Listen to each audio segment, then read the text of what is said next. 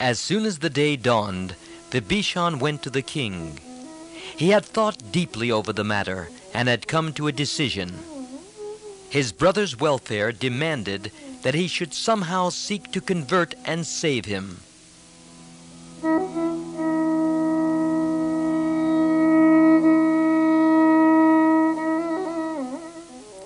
Vibhishan entered the royal palace and stood with folded hands before the king. Ravana sent away all but the principal ministers and asked his brother to speak. Vibhishan began, "My brother and my lord, forgive me if what I say is not pleasing to your ears. My desire is not to flatter, but to save you from a great danger while there is yet time. I beg of you to listen to me. Consider well what I say and then decide on your course of action. Ever since you brought Sita to Lanka, we see only evil omens. Even when the sacrificial offering is poured with the correct mantra, the flame does not spring to receive it. One finds snakes in places of worship. Ants infest food offerings. The udders of cows are dry and yield no milk. Elephants, horses, camels, and monkeys, they fall sick, reject food, and behave strangely. Medicines have lost their efficacy. Crows perch in numbers on the housetops, making hideous noises. Vultures circle overhead. Foxes boldly enter the city and howl at unusual hours. Wild beasts haunt the streets. My brother, these portents should not be disregarded. Oh, I beg of you, restore Sita to her husband.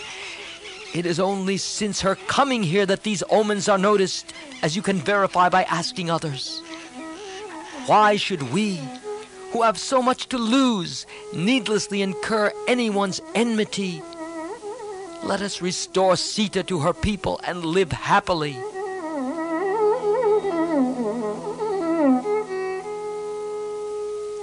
Thus did Vibhishan plead earnestly with his brother.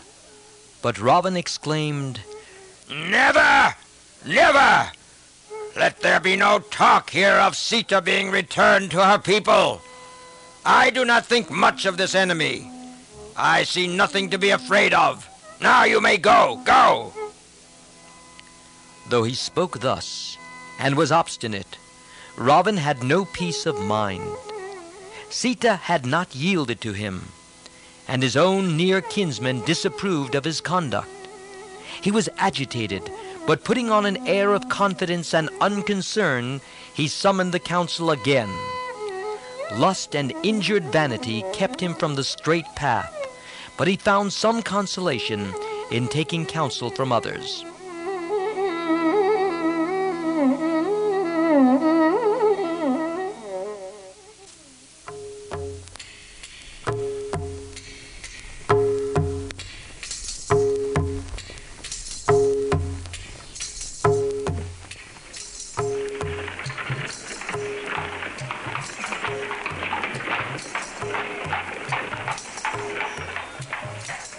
From the palace to the council hall, he drove through the street in a golden chariot drawn by noble steeds. Warriors, holding swords and shields and wearing brilliant uniforms, marched in front, behind, and on all sides. Others mounted on elephants and horses, and armed with axes, spears, and other terrible weapons, followed the chariot. Trumpets were blown and drums beaten. As the Lord of Lanka, accompanied by his retinue, passed majestically through the royal street, his people bent low their heads, folded their hands, and invoked victory for him. As he entered the hall, drums and trumpets sounded loudly and filled the 8 quarters. Ravana took his seat on the throne in the great hall constructed by Maya, which shone in all the splendor of gold and silver and precious carpets. Hundreds of demons stood sentry outside. Obedient to the call of the king, thousands of Rakshasa warriors had assembled in the chamber. Long rows of vehicles stood in the streets. Within the chamber, each was assigned a seat appropriate to his rank.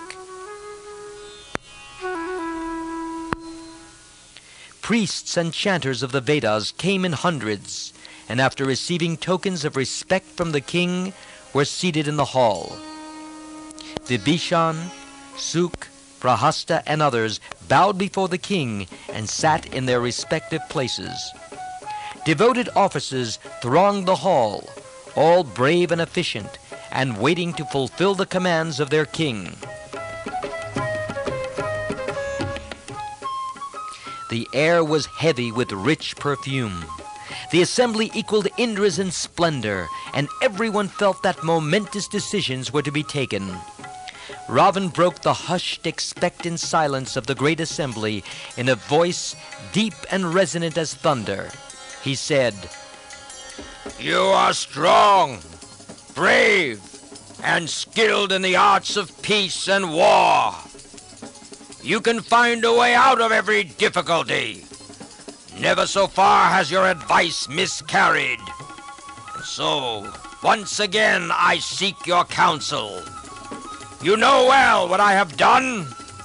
I have brought Sita here, who is living in the Dandaka forest. My desire for her so entirely possesses me that sending her back is unthinkable. She has so far not submitted to my wishes, and entertains a foolish hope that Ram will come here and redeem her. I have told her that it is an impossible wish and a vain hope. Finally, she asked for a year's time, and I gave it to her. I now seek your counsel. My desire is unfulfilled.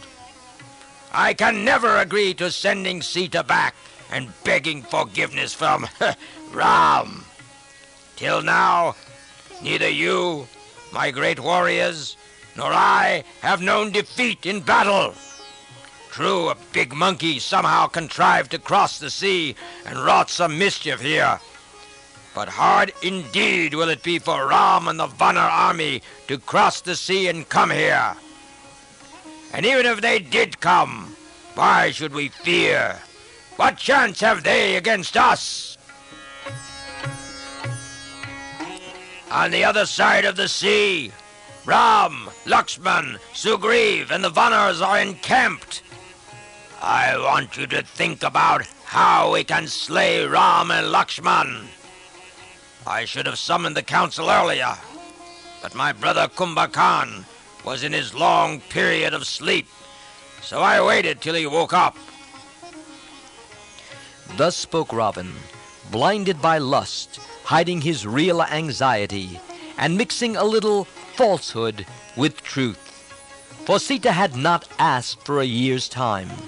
She had absolutely rejected his advances, but he asked her to reconsider and gave her a year's time.